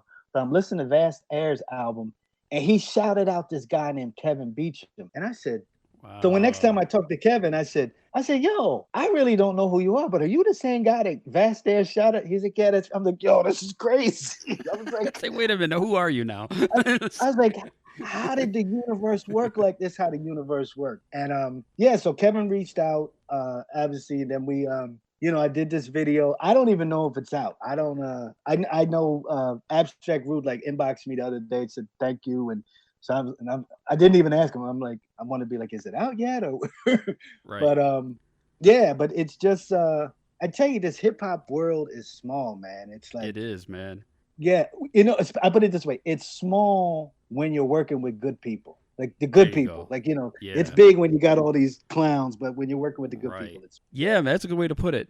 Because there's so many connections, and you just hearing you tell all these stories and everything, like how you ended up here and there, and just like this small little circumstance, and then there's like this connection, that connection, and you're right. It is kind of like a small community in a larger scale, if that makes any sense. And man, that's why we all love hip hop music and culture, man. That's why we're all in tune with it. And that's why I do this podcast. That's why you do what you do. And we'll keep doing it, man, because even if new music is not exactly grabbing me, which it is, though. I don't want to be that old guy, like I said before. But there's always, I think when you do your videos, your style probably works too, because it's kind of timeless, even though you're using a lot of older clips and stuff. But I feel like I couldn't tell a video you made yesterday was from 10 years ago if it's got that same kind of style, right? So, you know what's so crazy? I don't know. I guess this is a compliment. I just did Scratch Bring It Back Part 2 with EPMD. And basically all I did was use the Big Payback, the video from EPMD, the Big Payback. Right. And then somebody was like, "Oh, I didn't know they did a video for this one." I'm like, "Bro, you follow my page every day. You know what I do." But I guess it was so seamless to him that he thought it was real. So that made me feel good. Like, wow. That's actually a better way what I was trying to say. Exactly. You're making something new out of something old, and it's kind of new at the same time. And man, I was just bugging out how there was like a De La Soul video for Oodles and Oodles. I was like, whoa, how do they have a video for this? Like, it's crazy. And it's like a song from, and Nice and Smooth did this 2 years ago. What's the name of that track where they sample Prince? No Delaying. No Delaying. That's it. And it's like, wait a minute, they look like how they look now, but this song is from '89. Like, that's crazy. I love it. That's how you do it, man. Whether it's the clips like you do it or the old school cats. LL Cool J has a video for Rock the Bells, but he's not in it. But it's kind of cool how they did it. It's like a black and white thing with like a bunch of people just doing the lyrics. Just bring back that old stuff, man, because a lot of us old heads, maybe they didn't make videos as much back then, so great songs didn't have, like, I would love a Lottie Dottie video, damn it. But there isn't one. You know what's funny? The way that I started doing these videos was I used to do them as exactly a mashup. So let's say you just brought up LL. So let's take LL Cool J's I'm Bad and Chub Rock's You're Bad Chubs. And obviously, the chorus is like that. Right. So I would take LL Cool J's video up to that part, then cut it right when it goes and then go into Chub's video. So I used to do that, and people used to like it. But then I said to myself, I'm going to run out of material because all these songs that may have these common bridges, they all don't have videos. So I'm going to run out of them. So what I said was, a friend of mine was saying, there's a lot of pop culture references and songs and things like this. So I started thinking that, and I said, let's just make my own videos. So a part of what you're saying is there's videos that I wanted to see as a kid, and now I get to make them, or just my vision of what I think this thing is. Right. So, and then I know Chuck D is big on this. He's telling all these artists, like, you got all these songs, do the videos now. Like, who cares? Like, so they do songs for their back catalog, and just like you said, Nice and Smooth, and there's all these people that have these old songs. Nobody knows. Especially if it's going to these younger kids, they don't know if this song is new or old half the time. Only us, man. Only we know. Yeah, yeah. I was playing the De La joint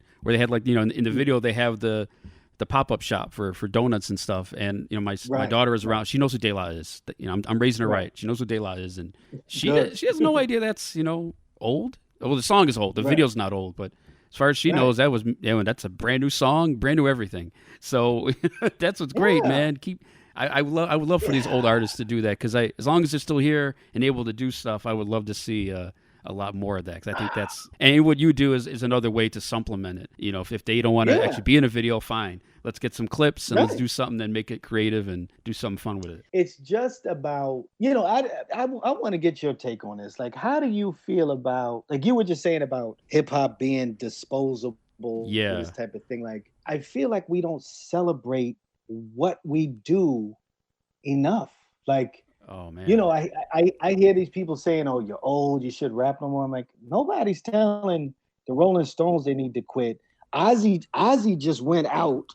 Right, he performed and out there. He's like, I'm done. Like, literally, I'm done. Afterwards. Yeah, man. And people are like, Ozzy, go. Like, we're over here in hip hop telling these guys, you're 32. You need 32. You should be thinking about retirement. Where's your AARP card, Red Man? Yeah. Why are you trying to put out music? Yeah. But I was been talking about this for years. I see the Renaissance coming bro. I saw this and I see it in full. It's like Stetsasonic second album. It's in full gear. I can see it. Yeah, man. I mean, think about like just in the last couple of years, Slick Rick put out an album, right? And, you know, of course, you talked about Chuck earlier. And, you know, Common and Pete Rock put something out together. Ghostface is another Supreme Clientele coming out. And some of these artists I'm naming are not exact. Like Slick Rick is from a different generation than Ghostface, but to young kids, they're both old as heck, so they don't care. Yeah. But man, yeah, I mean, listen, I just brought up Stetsasonic. They just put out an album on Spitslam. That's the first Stetsasonic album in 30 years. Man, that's crazy. They to just think put about. that up. Has it really been 30 years since they put out an album? Man. Yeah, because the third album was 1991. So like, I don't know, what's that, 40 years? 30 years. I don't know. It's a lot of years.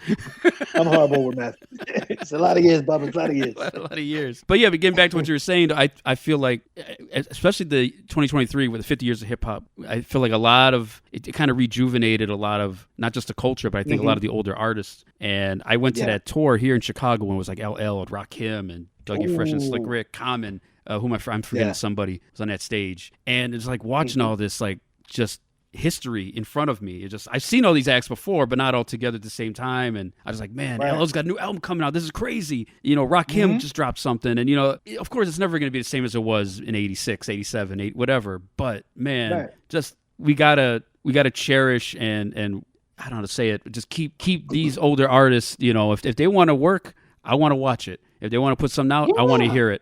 And I would never tell somebody to stop making music if that's in their heart. And I can't relate to rock and roll stuff. I don't really care about the Rolling Stones. If they want to perform still, let them perform. I mean, whatever. Those dudes are like in their 80s. Good for them. I want to see Chuck perform when he's 85 if he's able to. I want to see Big Daddy Kane. If he can still jump over Scoob and Scrap when he's in his 70s, man, do that shit.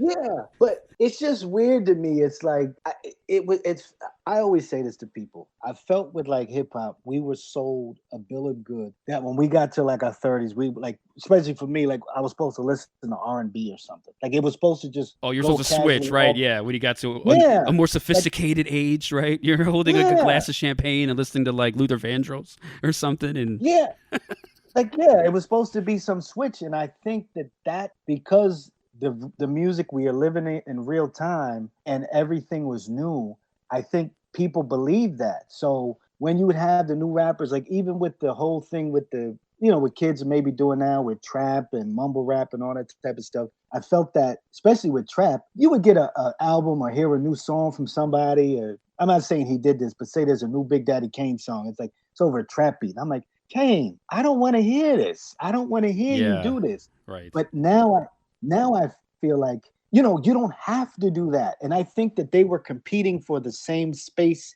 as kids. Exactly. And like, no, like when you hear that Slick Rick album, like this sounds like Rick. Like I'm happy. Like this is great. Right. So you're competing in your own space. And maybe it took us this long to figure that out. I don't know what it is. Some people, like, listen, Chuck knew it all along. They've never stopped making music, so he knew it all along. But to get everybody else to this point, and it's been great to see all these, you know, like I said, like you said, you know, Light drop one, LL drop one, Kwame's coming soon, Clips just dropped something. I know I'm forgetting a lot of people. There's so many artists from the past. I mean, not to put Nas in this category, but Nas dropped 6 albums in 2 years. Yeah. And he's gonna do something with Premier. The thing people have been crying about for 30 years, we're finally getting. So, you know, hey, there's nothing to complain about. You know what? And I really feel like I'm really happy for Nas and thankful for Nas, because with that Mass Appeal thing, like a lot of those records, like that Slick Rick one is through Mass Appeal. There's a Mobb Deep one, he's right, that's coming out on there too. Mobb Deep's coming. The Ghostface and the Raekwon both are through Mass Appeal. It's like 7 albums, and then like you said, the one with him and Premier, and it's like 7 albums that are all coming. But the fact that he's doing this, that we have somebody, you know, listen, we got Nas on the top, who everybody knows. He's doing this. You got LL with Rock the Bells and what he's doing. You got Chuck D over here. He's dropping new stuff. He's got a magazine that's coming and all this type of stuff. And it's like, this is what we need from the elder statesman, not just hiding and hiding your hand. Like, this is what we need. And hopefully it lights a fire under, or maybe motivates some of the other cats that maybe are kind of reluctant to come out, you know? Yeah. I don't want to say this as an exact example, but when I see Rakim putting stuff out, I'm like, man, I wonder if Rakim's just seeing all this and like, man, what am I doing? Let me get out there. I don't want to say that I don't want to speak for him. I'm just thinking like he's one that popped in my brain. I was like, for years, I'm like, I need a new Rakim, man. I need a new Rakim. And now he's putting stuff out again. I was like, okay, cool. I wonder if it's because other older artists are putting stuff out, or maybe he just felt like this is the right time. I'll never know the answer to that unless he comes on here. But, you know, but I'm just using him as an example. Like, I love to see all these older artists come out and, man, even if it's just doing tours, you got a catalog for days. Yeah. You don't even have to make new music, man. When I had Cool Rock Ski on here, we were talking about, there was a thought of maybe the Fat Boys doing something before Mark passed, that they were going to do like a show or something. And I was like, man, you guys got a catalog. Right. You don't have to worry about trying to make new music or anything. Just do those songs that we all grew up on that we want to hear.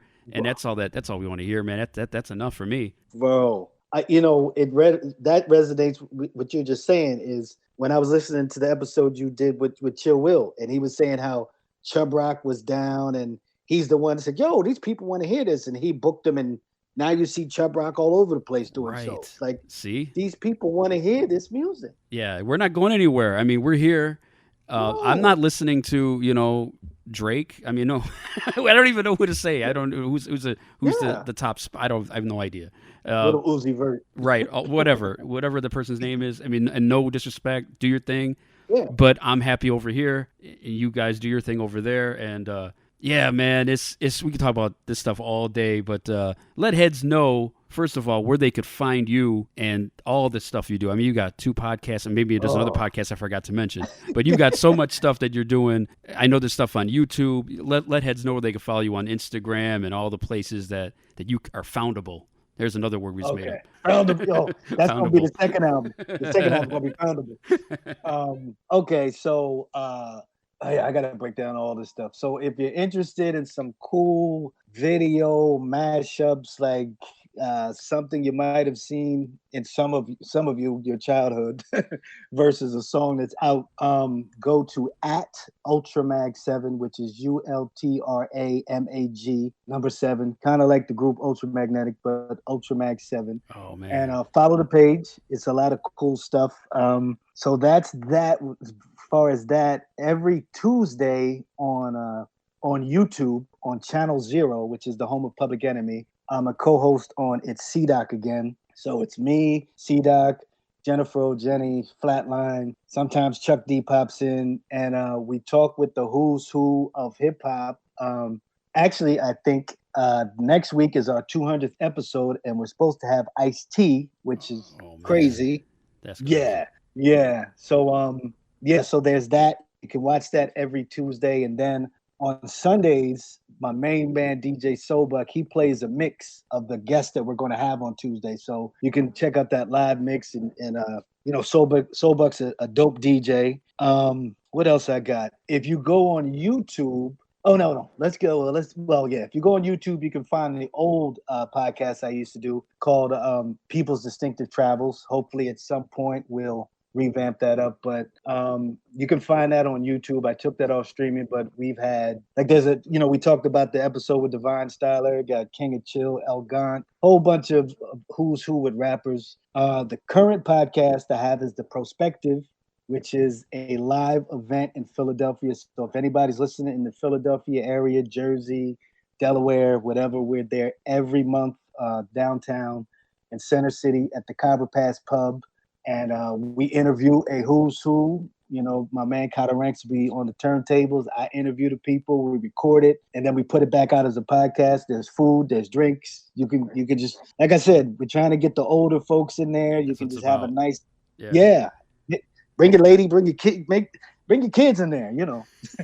Make a day out of it. That's what's up, man. Yeah. And out of there by 7 o'clock. That's what's up, man. We get you out of there 5. Listen. It's like 4:58. The guys look at me like, "Hey, bro, let's shut this thing down. Wrap this up, man. I gotta go to my Netflix. I gotta get some stuff to stream." Yeah. Well, one more thing. I think I got one more thing coming, and this kind of ties in. I think with the way kind of we feel. Chuck D is revamping his magazine. It's called Rap Central Magazine, And so he's revamping that up with some UK people. So I have a column that's going to be in that, and it's going to be called the Ultra Mag 7. Branding cool. is called, but it's going to be 7 random questions that I ask an artist, because like sometimes I get sick of the same questions over and over. So as I always do, I always tap my good friend Mr. Len, and he's always my guinea pig. So Company Flow, Mr. Len, that's a buddy of mine, and so he was the first episode on the Prospective, our first guest. So he's going to be the first guest on that's great, on the Ultra Max 7. So I asked him 7 random questions. So that's going to be in a magazine. Hopefully the issue comes out before the end of the year. I also recorded it, so I'm going to put it out, the video on YouTube, and then I'm also going to put it out as an audio podcast. So I'm trying to milk this thing. Man, keep that content, rework it and reshape it as many ways as you can. And I'm sure exactly come up with the questions for him is probably going to be, you would think it'd be easy because you know him, but it might be hard because you're trying to go against the grain with some out of left field questions, right? Something that he doesn't normally hear. So. Yeah. Because like I said, sometimes, these people get bored. So I try to give them something, not too much, but then throw some things out there, but not too crazy. Just to get them thinking. Man, thanks so much for coming on here, man. You definitely put Infinite Banter, like the name of this show, to the full definition, because I'm looking at the counter. It says an hour 33. So take me some time. Talk. Yeah, no, it's me too, man. That's why it's called that. So I'll be editing this thing and putting it out. But man, I appreciate you so much for coming on here and sharing all these stories. And I'm sure that we barely, speaking of Ice-T, the iceberg, we barely got the tip of the iceberg of all the stuff you've probably done over the years, man. And everybody, make sure you follow, my man Ultra Mag 7 online. Oh, tell me about the name before I let you go. How'd you come up with that name? Oh, it's as simple as this. My buddy Rocky said, "Yo, you got to get on Instagram because there's girls there." I said, "Okay." There's girls there. Yeah, that's it. So that was MySpace when I did it. That was the same reason why I did that. So I figured when I got on it was going to be greeted by a bunch of girls, but I looked at you needed a name. You had to come up with a name. So my favorite group is Ultramagnetic MC. So I did the Ultra Mag. My favorite number is 7. It's as simple as that. Listen, if I had to redo it over, I would have not chosen it, because you don't know how many times people see me on social media and think I'm Cool Keith or Sed G or TR Love or Mo Love. They think that I'm the Ultramagnetic account. So that's great. I would have rethought it, but I'm stuck with it now. Well, hey, maybe that works another way too, where you get people following you just because they think you're somehow connected to all that, Yeah. Like, oh, there he is. Till they find out. He must have been like a ghostwriter or something. He must have been a producer behind the scenes. He ran the board, when they're doing ego tripping or something. Exactly. That's him. Critical Breakdown. He's the man behind it. Yeah. That's Cool Keith's cousin. That's Cool Keith's cousin. Yeah, because Cool Keith has all those alter egos, so you could be. Yeah. You're Matthew's cousin. Yeah, exactly. I don't believe you. Man, big salute for coming through on here, man. And I know you'll remix some audio from this eventually one day, and I'll see it on Instagram. Like, oh man, look at that. He's doing what I should have been doing forever. Big up. You named the album, so you don't got to worry about that. There it is, right? Man, Ultra Mag 7, man, big up for coming through, and I look forward chatting you down the line and staying in touch with you and everything. And everybody, make sure you follow him on social media and check out the podcast on YouTube and all the stuff you're doing with Channel Zero, man. Just mad salute. And I'm glad I got that Chuck D album, because I got an episode out of it. So yeah. Thank you, brother. Thank you for having me on. And listen, you ever want to have me back on? I'd love to come back on. Man, you got it. Talking hip hop. No doubt, man. I know there's like a million stories, 8 million stories that we haven't even gotten to yet. That eventually. I got them. Yeah, right. Barely scratched the surface, man. All right, man. Everybody listening to the Infinite Banter podcast, you checking out Ultra Mag 7. Follow him everywhere and check out his cool videos and everything. Mad salute, dude. I appreciate you.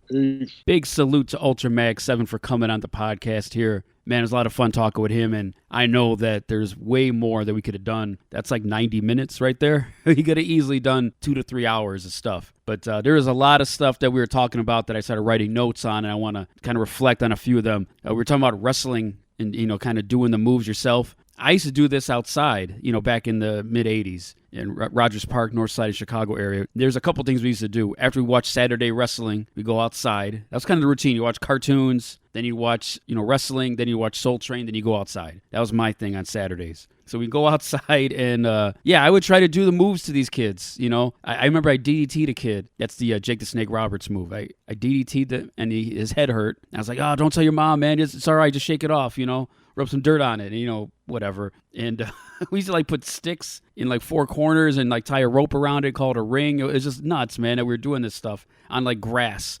And, Chicago grass isn't maintained very well. So that soil is damn near concrete. I remember we had there's a ditch in one of the front lawns of one of the apartment complexes. We just called it Piper's Pit. So we'd have our fake little interviews and promos there. So it took me back when he was saying that. It just made me remember all those days in 86, 87 doing that stuff. But that story about the train is real. I was going to a comic book convention with my nephew. We got on the Blue Line CTA. There was a dude cutting his toenails, and I'm like, man, we gotta get off the next stop and go to the next car. And we did that. And then there was some dude who had, some kind of New World odor going on. So Public Enemy reference. So I was like, you know what? We got to get off at the next stop. And you're basically playing checkers with the train or chess. You just try to get off and find a car that's cleaner and not as gross. No musty seats, like Ultramag was talking about. That's definitely a real thing, man. But yeah, a big salute to Ultramag 7. Go check out his videos and everything. And there's one more thing he talked about. What he does is that he'll take, for instance, he brought up EPMD and the big payback footage he was using when he was doing the Scratch Bring It Back video. It made me think, because I said to him, there's a lot of songs that don't have videos, and a lot of them are from that early era where videos were not the major thing you're thinking of, or at the very least, videos were expensive. You didn't know anybody was going to play it. MTV wasn't playing hip-hop music back then. So a lot of those early songs don't have videos. Like I said, Lottie Dottie, that's my number one. If I could get a video for Lottie Dottie, that'd be great. I wrote down some other ones that I would love to see a video for. I always wish there was a Paul Revere Beastie Boys video, because I think that song definitely merits it. He could probably easily do it with some sort of Western footage or something, but I would love to see a Paul Revere video. One of my favorite songs of all time. I would love to see a Houdini 5 Minutes of Funk video. I don't mean for Ultramag to be hearing this and taking these down and doing them, but if he did it, I'm not telling him no either, but these are the songs that I wish had, some videos with it. There's so many Public Enemy songs that require a video that don't have one. I guess Rebel Without a Pause would be my number one to think of because its song is so huge and there is no visual for it, which is crazy. Tribe Called Quest, one of my favorite songs of theirs is Get a Hold. And I think that one would be really cool if it was a trippy kind of like an illustration style. That would be one that I'd really get, hyped out if I saw there was a video for that. And last but not least, do something for my favorite group of all time, Run DMC. But I'm going to pick a song that most people, unless you're a hardcore fan, maybe you don't know this song or it's not one that is at the top of your brain. But I would love to see a Daryl and Joe Crush Groove 3 video because that's the song that made me wish I was Jam Master Jay, because the way he just gets to do his own thing for a whole minute or two.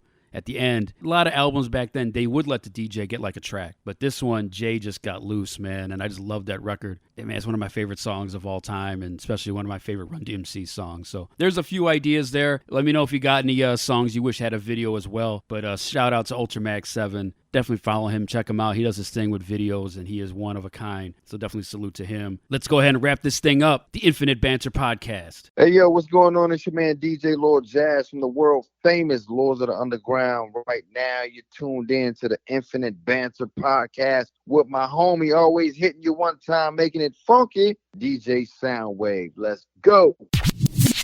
Time for you to leave, assholes. That is Kirk Acevedo doing what he does. Tell me it's time to go, and that is exactly what I'm going to do. But before I get out of here, I did want to bring up real quick my 6-year-old daughter. Everybody who's a parent knows this thing. You try to get your kid involved in some kind of extra activity that's not school-related or something to take them to that they can do once a week or whatever, just to give them something to do out of the house, which is not something we did when I was a kid. I was in Boy Scouts and Cub Scouts and stuff, but that was the extent of my non-school related things.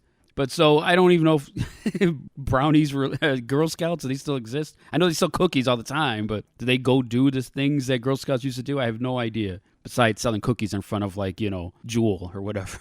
But anyway, so she started doing a dance class, and when I called up and asked, how does it work and everything, and she's like, well, what kind of dancing does she like to do? We're like, well, she watches these TikTok YouTube videos and she just copies that. So whatever category that is. And she's like, oh, that's hip hop. I'm like, is it? Like, I didn't say that. So in my brain, I'm thinking like, what? That's not hip hop. The songs she's listening to don't sound like that. She's not dancing to, I don't hear any LL records. But what we're talking about is like the style, I guess. It's like a hip hop style. So long story short, we go to the first couple of classes and, they're playing, Dr. Dre and Naughty by Nature. I'm like, oh, cool. All right.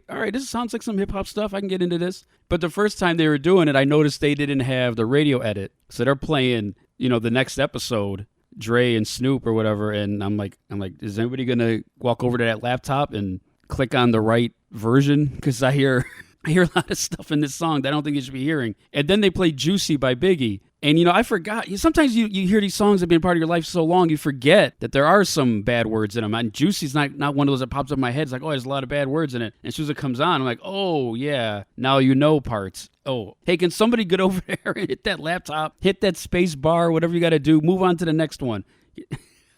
It didn't last long. Somebody figured it out. But it was like 30 seconds of both songs playing it. And I was like, come on, guys. So anyway, that's funny. But then, like, on another class, she's been to, like, a few of these already, they were playing Ice Baby. And people who know me, listen to this podcast, they already know my feelings about that guy. Shout out to Cool Kim. He's been teasing me about Vanilla Ice for years. I almost wanted to get up, walk over to the desk, and be like, hey, refund.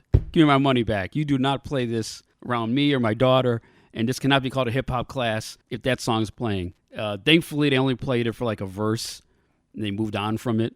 But, I'm probably the only one, because most of the parents in there, they don't know any of these songs. They're just whatever. They probably have heard the Dre song before because it's so big, but they don't know about, the Biggie track or Hip Hop Hooray. They're just sitting there like, whatever. But Ice Baby, that's just, it brought up all my angst from 1990. Started coming up inside me. It's like, don't make me break something in here. Turn this shit off. Give me my money back. But yeah, they haven't played it since, and they've been playing a lot of better stuff since then, and they're all radio edits. So definitely if you take your kid to a dance class, maybe make sure that they know to play the radio edits. I didn't think I had to tell them that. I thought they were been doing this for years, and they knew already, but teach their own. So, all right, man, thanks for checking out the show. Big salute to Ultra Mag 7. He has me, like, looking up stuff from talking to him. I'm looking up, this Babysitter joint from Princess Superstar. I'm looking up Sugar Bear, Ready to Penetrate. I'm like, man, I don't know about these songs, man. What's wrong with me? I should know this stuff. It's always cool to learn something and to hear about artists and songs that I'm not familiar with and being introduced to something that I should have liked 20, 30 years ago. And now I'm like, man, it's like new music to me because I never heard these before. So shout out to Ultramag 7. Go check out that new Chuck D album. Check out that song, Carry On, featuring Ultramag 7. And check them out on podcasts like It's C-Doc Again and the Prospective Podcast. Definitely check out that Sadat X episode. And I got to go check out the Thurston Howell one he did. So much great stories and information in those episodes and those podcasts. Shout out to everybody involved with those podcasts with the one and only Ultramag 7. But definitely, thanks for checking out the show. You can find it on all platforms. Rate and review it. Go on YouTube. Type in Infinite Banter for clips from past guests, from episodes are on there. The things and stuff, reviews, videos I have on there. Check out the sponsor, super7.com/Infinite Banter Podcast. Rate and review it. Like it. Comment. Repost it. Tell people to listen to this little show I do here. And definitely, I appreciate all the support. Big salute to Ultramag 7. I appreciate him coming through. And until I do another one of these, go grab myself some pumpkin spice, iced coffee. I'm out. Hey, asshole, get off the road.